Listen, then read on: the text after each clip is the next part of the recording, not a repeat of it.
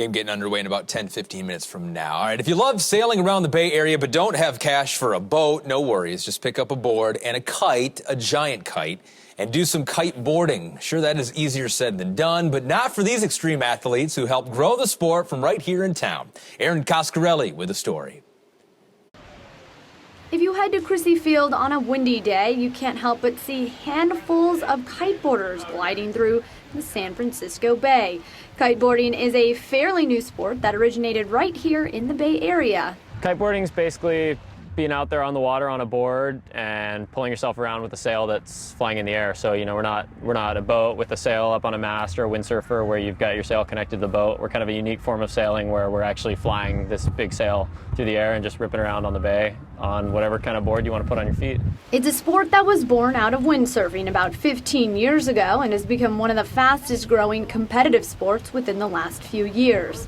The two dominant figures in the sport happen to both be Bay Area natives, and they also happen to be brother and sister Johnny and Erica Heinekens. Last year was the first year I was really racing competitively, and Johnny and I both won North Americans and we both won Canadians, and then we went to Sardinia, Italy and won the World Championships. The Bay Area siblings grew up in the world of sailing, and the transition into kite surfing seemed like the perfect fit for the competitive duo. We have been windsurfing here at Crissy for a few years before we started kiting, and kiting was taking off and it looked fun and the learning curve is really steep. So we both kind of got into it at our own times. Johnny started a few years before I did, and then, you know, next thing you know, we're out here course racing and traveling around the world together. Erica, a graduate from the University of Vermont, and Johnny, a recent grad from UCSB, both are engineers. And when they're not surfing the water, they're working on advancing the technology and equipment within the sport. If you're kind of at the top of the game, you're working with the companies to help develop next year's equipment, and I work specifically mostly with the boards, with Mike's lab developing like this board here.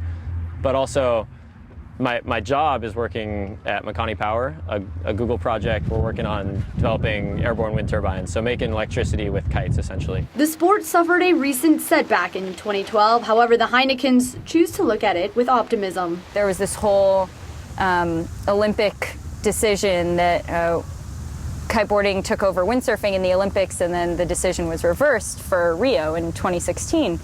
And I think that really kind of put us on the map as kiteboarders, and now we're really well respected everywhere we go. Whether or not kiteboarding becomes an Olympic sport, the Heineken family is certainly enjoying the sport that allows them to go where the wind takes them. For Comcast Sportsnet, I'm Aaron Coscarelli.